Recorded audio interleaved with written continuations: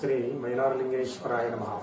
ಪ್ರತಿ ವರ್ಷದ ಪದ್ಧತಿಯಂತೆ ಶ್ರೀ ಕ್ಷೇತ್ರ ಮೈಲಾರ ವಿಜಯನಗರ ಜಿಲ್ಲೆ ಹೂವಿನಹಳ್ಳಿ ತಾಲೂಕಿನಲ್ಲಿ ಬರ್ತಕ್ಕಂಥ ಪುಣ್ಯಕ್ಷೇತ್ರದ 2025ನೇ ಜಾತ್ರೆ ಪ್ರಾರಂಭಗೊಂಡಿದೆ.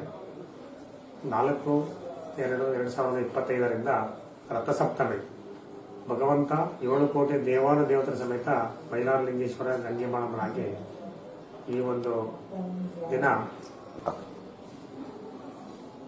ಇಂಥ ಪುಣ್ಯ ದಿನದಿಂದ 7 ಕೋಟಿ ದೇವಾನುದೇವತರು ಪಾದಾರ್ಪಣೆ ಮಾಡಿರತಕ್ಕಂಥ ಈ ಪುಣ್ಯಕ್ಷೇತ್ರದಿಂದ ಕಾರ್ಯಕ್ರಮ ಧಾರ್ಮಿಕ ವಿಧಿವಿಧಾನಗಳೊಂದಿಗೆ ಗುರುಗಳ ಸಮ್ಮುಖದಲ್ಲಿ ಹಾಲು ಉಕ್ಕೋತ್ಸವದರೊಂದಿಗೆ ಮುಂದಿನ ಎಲ್ಲಾ ಕಾರ್ಯಕ್ರಮಗಳು ಧಾರ್ಮಿಕ ಕಾರ್ಯಕ್ರಮಗಳು ಯಶಸ್ವಿಯಾಗಲಿ ಅಂತ ಹೇಳಿ ಈ ಒಂದು ಧಾರ್ಮಿಕ ವಿಧಿವಿಧಾನಗಳು ನಡೀತಾ ಇದೆ.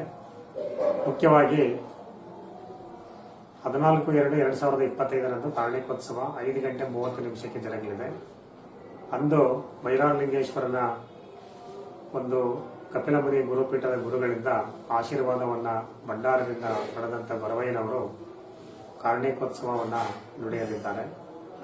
ಆ ಒಂದು ಕಾರ್ಣಿಕೋತ್ಸವವನ್ನು ಕೇಳಲಿಕ್ಕೆ ರಾಜ್ಯದಿಂದ ಇತರೆ ರಾಜ್ಯಗಳಿಂದ ಲಕ್ಷ ಗಟ್ಟಲೆ ಜನ ಈ ಒಂದು ಸ್ವಾಮಿಯ ಒಂದು ವಾಣಿಯನ್ನು ಕೇಳಲಿಕ್ಕಾಗಿನೇ ಆಗಮಿಸ್ತಾ ಇದ್ದಾರೆ. ಈ ಒಂದು ಸ್ವಾಮಿಯ ದರ್ಶನವನ್ನ ಪಡೆಯಲಿಕ್ಕೆ ತಾವೆಲ್ಲ ಬರ್ತಾ ಇದ್ದೀರಿ.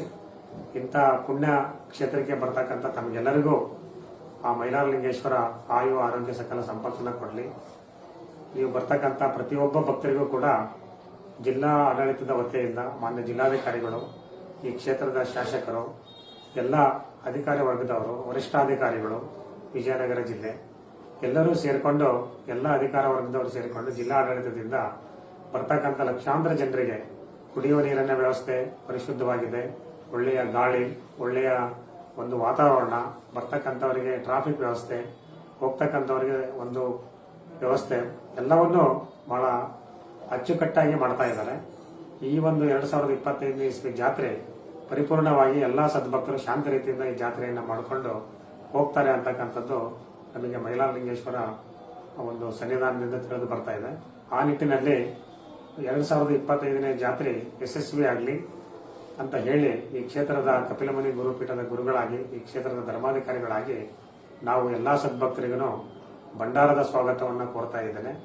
ಜಿಲ್ಲಾ ಆಡಳಿತಕ್ಕೂ ಕೂಡ ಹೆಚ್ಚಿನ ಒಂದು ಸೌಕರ್ಯಗಳನ್ನು ಇನ್ನೂ ಮಾಡುವಂತ ಶಕ್ತಿ ಸಾಮರ್ಥ್ಯವನ್ನು ಅವರಿಗೆ ಕೊಡಲಿ ಅಂತ ಹೇಳಿ ಈ ಮುಖಾಂತರ ಸಂದೇಶವನ್ನ ನೀಡ್ತಾ ಇದ್ದೇನೆ.